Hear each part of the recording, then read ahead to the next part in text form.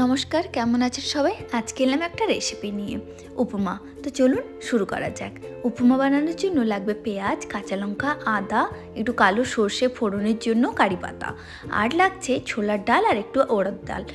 তার সাথে কিন্তু আমি ব্যবহার করছি গার্নিশিংয়ের জন্য একটু কাজু। টেস্ট এনহ্যান্স করার জন্য আমি এখানে মটরশুঁটি ব্যবহার করছি। মটরশুঁটিটা এখানে সেদ্ধ করতে বসিয়ে দেওয়া হয়েছে যাতে কোনো সবুজ গন্ধ না আসে। আর এখানে সুজিটা ভাজা চলছে। সুজিটা ভেজে একটু লাল লাল করে ভাজতে হবে।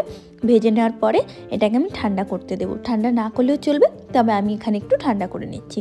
তারপরে একটা প্যানে আমি একটু ঘি গরম করে দিলাম। ঘি গরম করে তার উপরে কাজুটা দিয়ে দিচ্ছি। কাজুটা একটু লাল লাল করে ভেজে নেব। কাজুটা বাস উপরে একটু গার্নিশিংয়ের জন্যই ব্যবহার করছি। তারপরে ওই ঘিতে কালো সর্ষে ফোড়ন দিলাম। ওই ঘিয়ের মধ্যে উড়দ ডাল এবং ছোলার ডালটিকে দিয়ে দিলাম। ওটাও একটুখানি ভাজা ভাজা হবে। তারপরে কাঁচা লঙ্কা এবং কারি পাতা এইটাও ফোড়ন হিসাবে আমরা দিয়ে দিলাম। এখন এইটাকে একটুখানি ভাজা ভাজা করতে করতে আমরা দিয়ে দেবো পেঁয়াজ। পেঁয়াজটাকে খুব ভালো করে আমাদের ভাজতে হবে যাতে একদম নরম হয়ে যায়।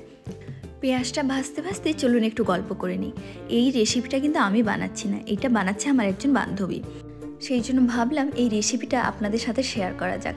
তো দেখুন, আমরা কিন্তু অলরেডি আদা যে কুচনো ছিল সেটা কিন্তু দিয়ে দিয়েছি। আপনারা আদাটাকে গ্রেট করেও দিতে পারেন।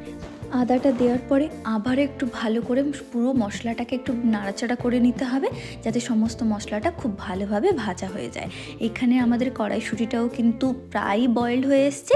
আমরা দিয়ে দিলাম এবার ওই মিশ্রণটাতে জলটা দেওয়ার পরে একটু স্বাদ মতো বুঝে আর নুনটা দিতে হবে যাতে আপনার সুজির পরিমাণ আর মশলার পরিমাণের মধ্যে ব্যালেন্স থাকে নুনের। তো কড়াইশুঁটিটাও আমরা ওই জলের মধ্যেই দিয়ে দিলাম যাতে ওটা আরও ভালো করে বয়েল হয়। এবার আমরা সুজিটাকে ওই মিশ্রণের মধ্যে মিশিয়ে নিচ্ছি। এই সময় একটু খেয়াল রাখতে হবে যাতে সুজিটা কোনোভাবে দলা না পাকিয়ে যায়। তো আপনাদের একটু কন্টিনিউয়াসলি এটাকে নাড়াতে হবে, কারণ সুজি আপনারা সবাই জানেন যে সুজিটা ভীষণ তাড়াতাড়ি জলটা টানতে থাকে। ততক্ষণ নাড়াতে হবে যতক্ষণ না পর্যন্ত একটু ঘন না হয়ে আসে। তারপরেই দেখবেন কিন্তু আর প্যানে জড়িয়ে যাচ্ছে না বা কোনো দলা পাকিয়ে যাচ্ছে না।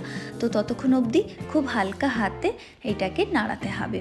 তো নাড়ানোর পর আপনারা চাইলে এটাকে কিন্তু আপনারা ঢাকাও দিতে পারেন। দেখতে পাচ্ছেন ঢাকা তোলার পরে পুরো জলটা শুকিয়ে গেছে এবং কত সুন্দর ঝরঝরেভাবে এটা তৈরি হয়ে গেছে। আমার বান্ধবী কিন্তু খাবার দাবার ব্যাপারে ভীষণই পার্টিকুলার। সেই জন্য বান্ধবীরা হলে কি হবে, সে কিন্তু ভীষণই সুন্দরভাবে আমাদের সার্ভ করেছিল।